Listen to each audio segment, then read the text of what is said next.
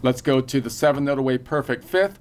The 7-note away perfect fifth is the same on the major scale because it's perfect, and it's the same on the main minor, which is the Aeolian, because it's perfect, and the Phrygian is the same intervals as the main minor or minor scale, except for the one we already looked at before, which is the 1-note away minor second versus the 2-note away major second. So, okay.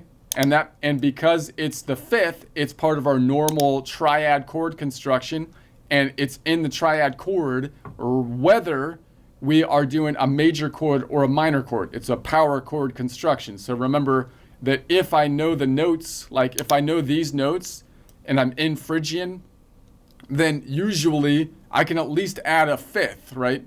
Because I can make each of these notes into a chord. And the question is, do I make it into a minor chord or a major chord or a diminished, right? And if I don't know, I can at least add the fifth, which is going to be in either a major or a minor, except it gets thrown off with the Locrian. So you got to figure out where the Locrian and say, oh, wait, that one is going to be messed up. But all the other ones, you can at least add a fifth and you're safe because it's ambiguous as to whether it should be a minor chord or a major chord, and you'll be in the key. You'll be in the right key at least. All right, so then we're gonna say then that we're on the fifth. Okay, so let's do that. Say we're on the 7-note away. Now 7's pretty far this way because I can't reach 7 notes up, so I can go backwards, and that would be the inverse distance. 12 minus 7 would be 5, so I can go back 5. 1, 2, 3, 4, 5, and there's my B right there.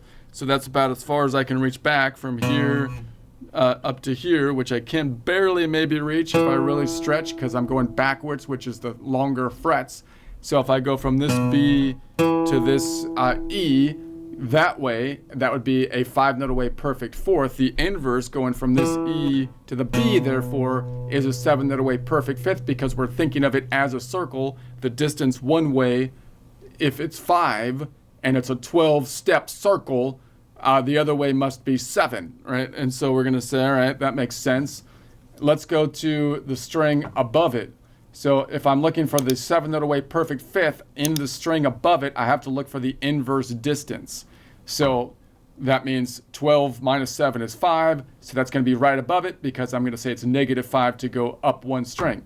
So if I look at that, if I went from top to bottom, how I might know that shape more clearly, B to E, that would be a 5-note away perfect fourth. And therefore, the bottom to top, E to B, bottom to top, has got to be a 7-note away perfect fifth. That means that if I go up one string, up on the guitar directionally, then the 5-note away, of the 7-note away, sorry, I might be saying 5-note, I get these two get me messed up. The 7-note away perfect fifth will always be on the same on the same fret, unless we cross the fault line, which would only happen on this string, right?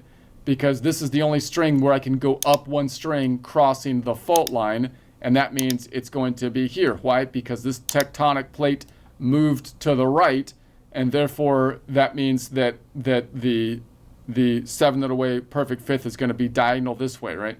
So the idea would be the 7-note away perfect fifth, if I go up one string, will always be on the same fret, except when I cross the fault line, which only happens on the B string, in which case the 7-note away perfect fifth will be back one fret. All right. And then if I go down a string, there it is right there. So we're looking for a 7-note away perfect fifth, 5, 6, 7. That's, of course, our power chord. We've seen that shape before when we were working from the C, where we saw the power chord. Now we're working from this E.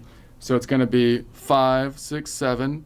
So if I go down one string, the 7-note away perfect fifth will always be 2 frets forward unless I cross the fault line. Unless I cross the fault line. And there's only one exception to the rule if I'm only going down one string. So that would mean that would only happen if I'm on this string, right? Because if I go on this string, then I would cross the fault line here.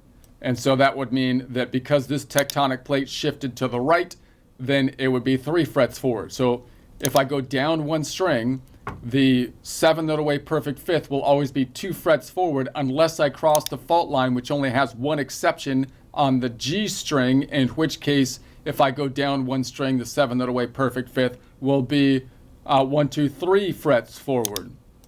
Okay, let's go down to the next one, ultra bass. So if I go 2 strings down, it's going to be 5, 10. I'm looking for a 7-note away perfect fifth, so I'm going to go 10, 9, 8, 7. Let's count it out over here. 5, 10, 9, 8, 7. So boom. So that's possibly not as familiar to people, but it's a really good thing to know because you have your third right here.